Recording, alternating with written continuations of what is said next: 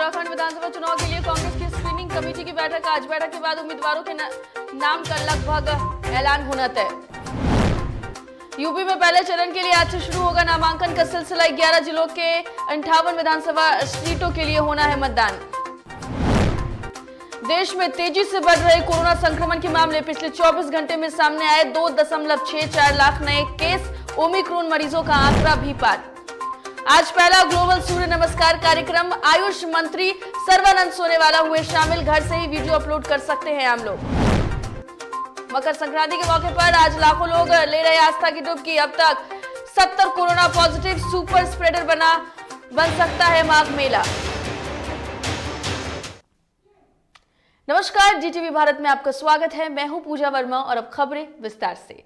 देश में एक बार फिर से कोरोना संक्रमण के मामले में भारी उछाल देखा गया है। पिछले 24 घंटों की अगर बात करें तो देश भर में कोविड-19 के 2,64,202 नए मामले दर्ज किए गए हैं, जबकि इस दौरान 315 मरीजों की मौत हो गई है। मौत के नए मामले सामने आने के बाद संक्रमण से मरने वालों की संख्या देश में अब तक 4,85,350 हो गए हैं। केंद्रीय स्वास्थ्य मंत्रालय ने बताया है कि पूरे देश में दर्ज किए गए कोविड संक्रमण के नए मामले बीते दिन यानी कि गुरुवार की तुलना में 6.7% ज्यादा है। गुरुवार को भारत में संक्रमण के 2,47,417 मामले दर्ज किए गए थे।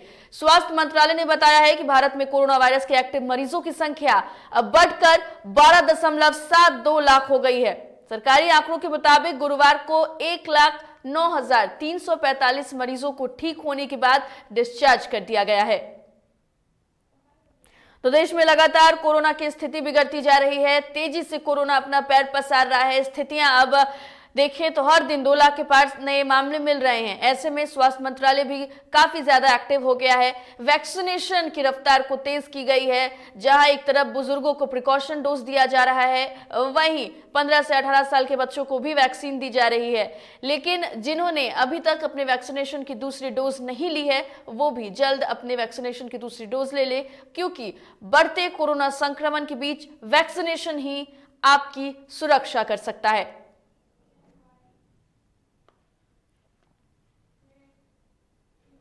5 राज्यों में विधानसभा चुनाव की तैयारी चल रही है। इन राज्यों में राजनीतिक दल अपने अपने उम्मीदवारों के नाम फाइनल करने की मुहिम में जुटे हुए हैं।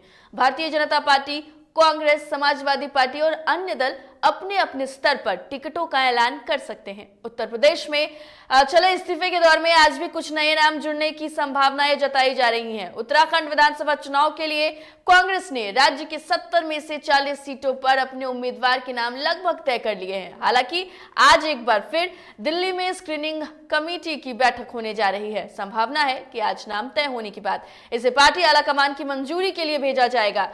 मंजूरी मिलने के बाद लिस्ट को जारी कर दिया जाएगा। पंजाब कांग्रेस की केंद्रीय चुनाव समिति ने अगले महीने होने वाले विधानसभा चुनाव के लिए अपने उम्मीदवारों के नाम फाइनल कर दिए हैं। सूत्रों ने बताया है कि केंद्रीय चुनाव समिति की आज बैठक के बाद पहली सूची जल्द ही जारी की जाएगी। मुख्यमंत्री सीएम चरणजीत सिंह चन्नी 2 सीटों पर चुनाव भी लड़ सकते हैं।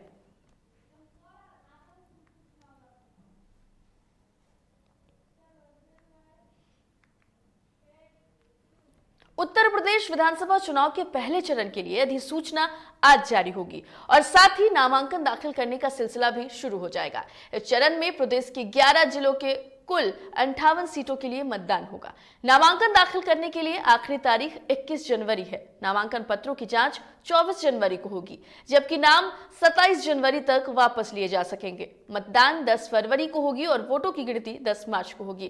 पहले चरण में पश्चिमी उत्तर प्रदेश में विभिन्न पार्टियों के उम्मीदवारों के बीच जोर आजमाइश होगी।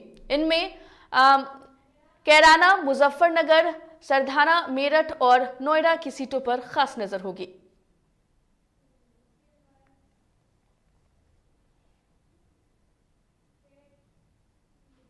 मकर संक्रांति के मौके पर आयुष मंत्रालय बुधवार को एक वैश्विक सूर्य नमस्कार कार्यक्रम का आयोजन कर रहा है। इसमें करीब 1 करोड़ लोगों के शामिल होने की संभावना है। आयुष मंत्री सर्बानंद सोनेवाल असम से ही इस कार्यक्रम में शामिल हुए। उन्होंने भी सूर्य नमस्कार किया। बता दें आपको कि यह कार्यक्रम डीडी नेशनल पर सुबह 7 बजे प्रसारित किया गया और इसमें सूर्य नमस्कार के कम 13 राउंड आयोजित किए गए। कोरोना वायरस महामारी को देखते हुए आयुष मंत्रालय ने लोगों से कहा है कि वो अपने घरों पर ही सूर्य नमस्कार करें और रजिस्ट्रेशन वाले लिंक पर वीडियो अपलोड कर दे। इससे एक दिन पहले गुरुवार को एक बयान में मंत्रालय ने कहा था कि मकर संक्रांति और आजादी के अमृत महोत्सव के शुभ अवसर पर आयुष मंत्रालय पहले वैश्विक सूर्य नमस्कार कार्यक्रम की मेजबानी कर रहा है, जिसमें लगभग 1 करोड़ लोग हिस्सा ले सकते हैं। सूर्य नमस्कार को सेहत के लिहाज से बेहद फायदेमंद माना जाता है।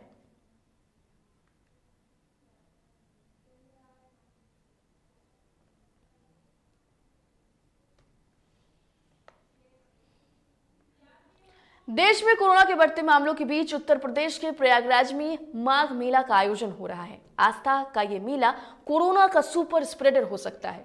आज यानी शुक्रवार को मकर संक्रांति के मौके पर लाखों लोग स्नान करेंगे। मेले में कोरोना विस्फोट हो चुका है। लगातार ये अपील हो रही है कि मेला रद्द होना चाहिए, लेकिन प्रयागराज में ये मेला लगा हुआ है। ऐसे में सवाल ये है कि महामारी के दौर में ये मेला क्यों? ये सवाल इसलिए भी खड़े हो रहे हैं क्योंकि और माघ मेले में कोरोना का वायरस एंट्री मार चुका है। 27 दिनों तक चलने वाले इस आयोजन के दौरान लाखों की तादाद में श्रद्धालु गंगा में स्नान करेंगे और ऐसे में ये संभावनाएं जताई जा रही हैं कि यहां कोरोना विस्फोट हो सकता है। हालांकि आपको बता दें कि अब तक इस माघ मेले से 70 लोग कोरोना पॉजिटिव पाए जा चुके हैं। एक तरफ बात करें तो यूपी में विधानसभा चुनाव है। ऐसे में अगर ये मेला रद्द होता है तो कहीं ना कहीं लोगों की आस्था पर यह प्रभाव करेगा और हो सकता है कि ऐसे में बीजेपी की राजनीति पर भी कोई असर पड़े। लेकिन जिस तरीके से कोरोना पैर पसार रहा है, ऐसे में ये मेला रद्द होना कहीं ना कहीं आवश्यक हो गया है और लगातार ये सवाल उठ रहे हैं कि क्या इस मेले को रद्द किया जाएगा या नहीं, क्योंकि ये मेला सुपर स्प्रेडर साबित हो सकता है।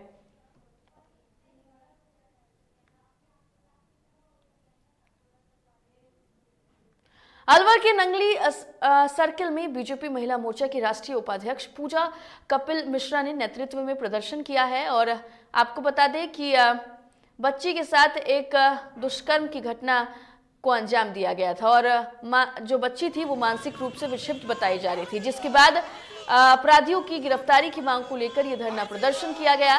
साथ ही कांग्रेस सरकार के कुशासन के विरोध में मुख्यमंत्री अशोक गहलोत का पुतला भी फूंका गया।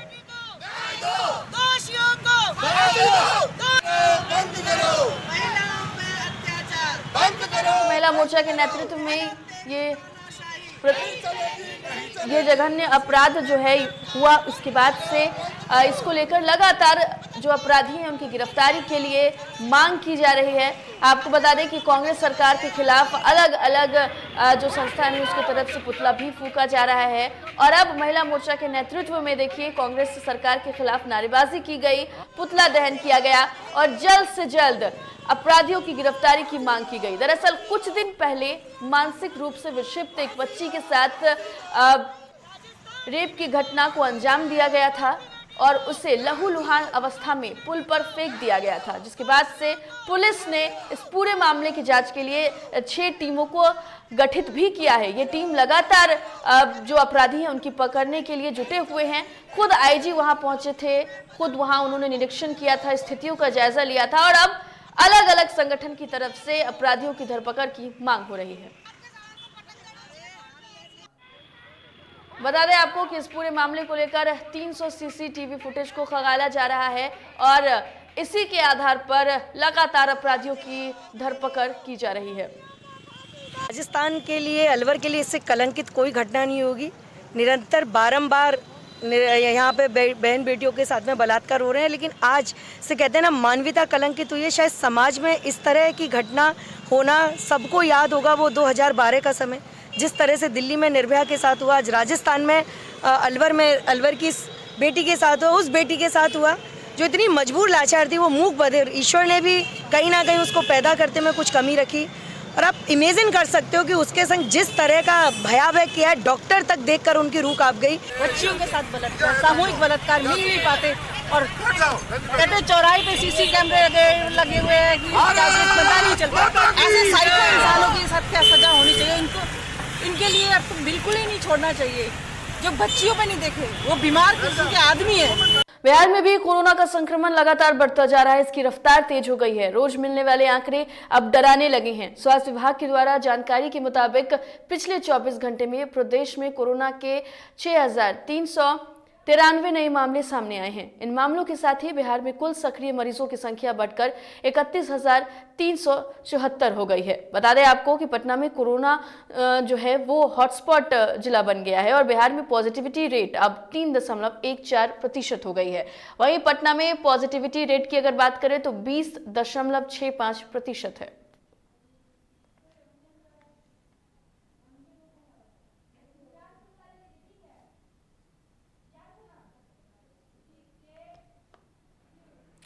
कोरोना लगातार बढ़ रहा है और ऐसे में अब इसके चपेट में कई राजनीतिक हस्ती आ रहे हैं। आपको बता दें कि केंद्रीय मंत्री गिरिराज सिंह भी कोरोना पॉजिटिव पाए गए हैं। उन्होंने अपने ट्विटर हैंडल पर खुद जानकारी साझा की है। उन्होंने लिखा है कि शुरुआती लक्षण देखते ही मैंने कोरोना टेस्ट करवाया और मेरी रिपोर्ट पॉजिटिव आई है। सभी जरूरी प्रोटोकॉल का पालन करते हुए मैं खुद को आइसोलेट कर रहा हूं और होम क्वारंटाइन में हूं। उन सभी लोगों से अनुरोध करता हूं जो मेरे संपर्क में आए हैं वो खुद आइसोलेट कर लें और अपना टेस्ट कराएं। तो आपको बता दें कि गिरिराज सिंह जो है वो कोरोना पॉजिटिव पाए गए हैं, जिसके बाद से उन्होंने अपने संपर्क में आए लोगों से अपनी जांच कराने की बात कही है। साथ ही साथ कोरोना को लेकर के आपको बता दें कि एहतियात बरतना बेहद जरूरी है, क्योंकि आम से खास सभी इसकी चपेट में आ रहे हैं। और बड़ी खबर सामने आ रही है पटना से। इस वक्त की बड़ी खबर का रुख कर लेते हैं। पटना एम्स में फिर कोरोना विस्फोट हुआ है। तो बड़ी खबर इस वक्त की, पटना एम्स में एक बार फिर कोरोना विस्फोट। बीते 24 घंटे में 72 स्टाफ कोरोना पॉजिटिव पाए गए हैं। पटना एम्स में संक्रमितों का आंकड़ा 607। तो बड़ी खबर इस वक्त की आपको बता रहे हैं, जहां डॉक्टर संजीव कुमार ने ये जानकारी दी है। एम्स के नोडल ऑफिसर है डॉक्टर संजीव कुमार और उन्होंने ये जानकारी दी है। तो बता दें कि लगातार राजधानी पटना में कोरोना विस्फोट हो रहा है और इसी के मद्देनजर पटना एम्स में भी एक साथ 72 स्टाफ कोरोना पॉजिटिव पाए गए हैं और स्थिति आप देखिए लगातार डराने वाली हो रही है। अब कुल आंकड़ा संक्रमितों का 607 हो गया है पटना एम्स में।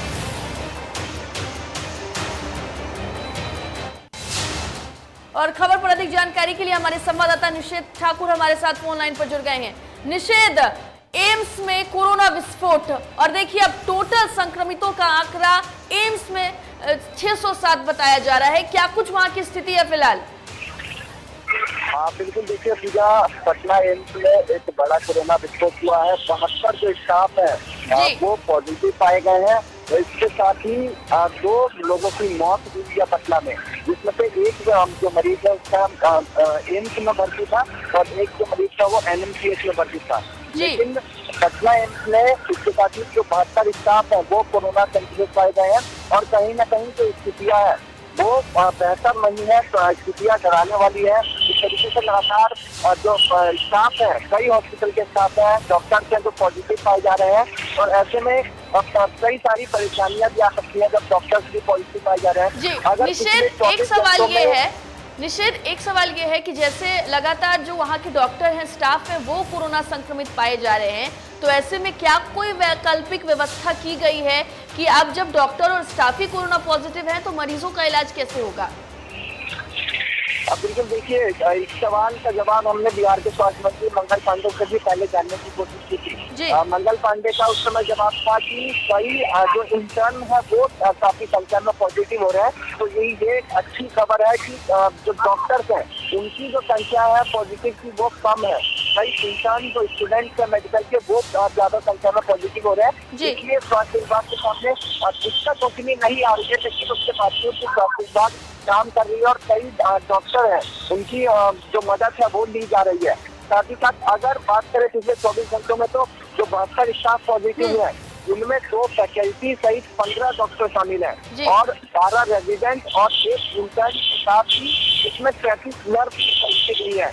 एम्स में अब तक कुल अगर बात करें तो 607 स्टाफ जो है वो कोरोना संक्रमित है, जिनमें 53 सीनियर रेजिडेंट के हैं, 101 जूनियर रेजिडेंट के हैं, 20 इंटर्न है, 313 नर्स है, 45 technical staff, 24 secretariat staff 23 attendant और 15 हाउस कीपिंग स्टाफ इसमें शामिल है। तो जो डॉक्टरों की संख्या है वो उतनी ज्यादा नहीं है। और जो स्वास्थ्य मंत्री मंगल पांडे ने भी इससे पहले जब हमने बातचीत की थी तो उन्होंने बताया था कि कई जो इंटर्न है, जो मेडिकल के स्टूडेंट हैं, उनकी संख्या पॉजिटिव ज्यादा है। तो डॉक्टरों की संख्या कम होने से इतनी दिक्कतें नहीं आएंगी, लेकिन उसके बावजूद भी स्वास्थ्य विभाग काम कर रहा है इससे लड़ने के लिए भी। बिल्कुल निषेध, बेहद शुक्रिया आपका तमाम जानकारी के लिए। तो देखिए, एम्स में कोरोना विस्फोट हुआ है। हालांकि जिस तरीके से हमारे संवाददाता निषेध ने बताया कि वहां पर जो इंटर्न स्टूडेंट हैं उनकी तादाद ज्यादा है, वो ज्यादा पॉजिटिव हो रहे हैं। हालांकि इससे ज्यादा असर नहीं पड़ रहा है।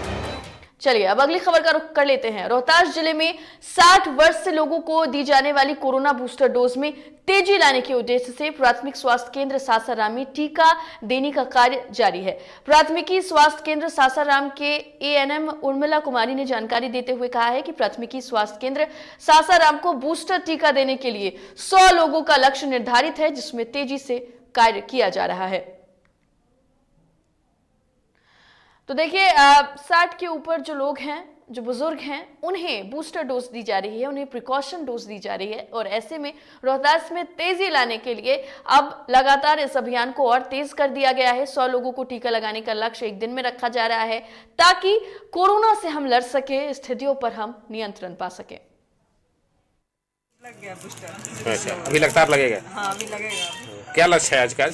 आज का लक्ष्य रखा गया है 100 से अधिक जी लग जाए। समस्तीपुर में बूस्टर डोज नहीं लेने पर वेतन को रोक दिया जाएगा। इसको लेकर डीएम ने सख्त आदेश जारी किए हैं। बता दें आपको कि हजारों कर्मियों ने अब तक कोरोना से बचाव के लिए बूस्टर डोज नहीं लिया है। ऐसे में 13,508 कर्मियों की जनवरी माह के वेतन भुगतान पर संकट आ सकती है। डीएम योगेंद्र सिंह ने इस संबंध में सभी विभागों के अधिकारियों को पत्र भेज दिया है।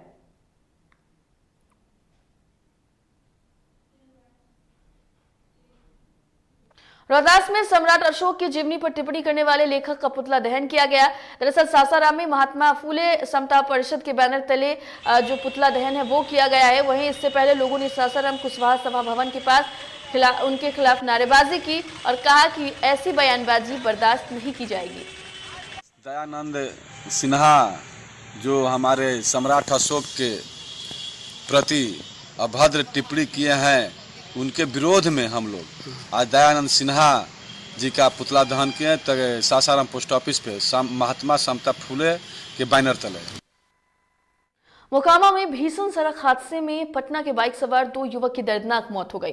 बताया जा रहा है कि युवक पटना से खगड़िया जा रहे थे, तभी मोकामा बाईपास में डिवाइडर से जा टकराई, जिसके बाद दोनों की मौत हो गई। जानकारी के बाद पुलिस मौके पर पहुंचकर मामले की जांच कर रही है।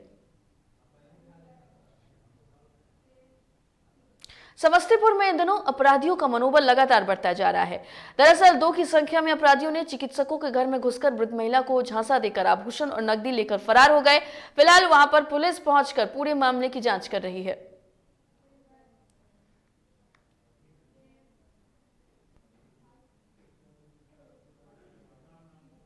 मुंगेर के कासिम बाजार थाना क्षेत्र के टोली मोहल्ले में झगड़े के दौरान पड़ोसी द्वारा गोली चलाई गई, जिसमें 45 वर्षीय महिला गोली लगने से बुरी तरीके से जख्मी हो गई। महिला का बता दें कि इलाज जारी है। साथ ही पुलिस पूरे मामले की छानबीन कर रही है। आपके कौन है? मेरी सास है। प्रसाद लाने उधर से आ रही थी, पूरा तेजी मार के गाड़ी ठोक दी।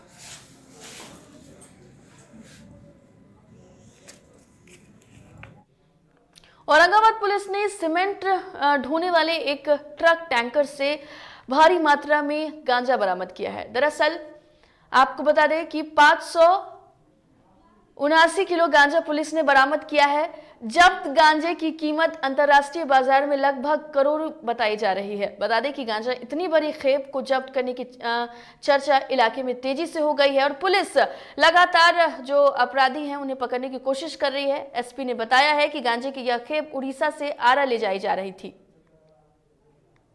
छापेमारी के दौरान हमें एक सीमेंट ढोने वाला टैंकर के अंदर 111 पैकेट गांजा प्राप्त हुआ है, जिसका कि कुल वजन 5 क्विंटल 79 किलोग्राम होगा।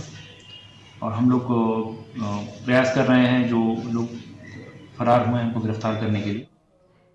अब खबरें झारखंड से। मुख्यमंत्री हेमंत सोरेन ने नियुक्ति प्रक्रिया में तेजी लाने के लिए विभिन्न विभागों के वरीय अधिकारियों के साथ उच्च स्तरीय बैठक की, जहां उन्होंने अधिकारियों से कहा है कि शिक्षा समेत सभी विभागों के खाली पड़े पदों को भरने की दिशा में कार्रवाई और प्रक्रिया तेज की जाए।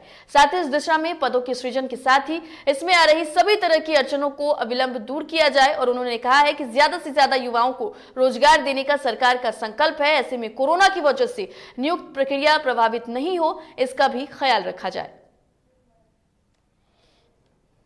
और अब बात मौसम की। मौसम विभाग ने अगले 2 दिनों के दौरान पूर्वी और आसपास के मध्य भारत में बारिश की संभावना जताई है। इसके बाद बारिश काफी कम हो जाएगी और अगले 4-5 दिन उत्तर भारत में बहुत ही घना कोहरा रहेगा। एक पश्चिम विक्षोभ 16 और 17 जनवरी को उत्तर पश्चिमी हिमालय को प्रभावित करेगा और दूसरा पश्चिमी विक्षोभ 18 से 20 जनवरी तक उत्तर पश्चिम भारत को प्रभावित करेगा। IMD का कहना है कि बिहार, झारखंड, उड़ीसा, पश्चिम बंगाल, सिक्किम, तेलंगाना और तटीय आंध्र प्रदेश में आज हल्की और मध्य बारिश होने की संभावना है। फिलहाल इस बुलेटिन में इतना ही। अब अपना ध्यान रखिए, कोरोना प्रोटोकॉल का पालन कीजिए और देखते रहिए DTV भारत। नमस्कार।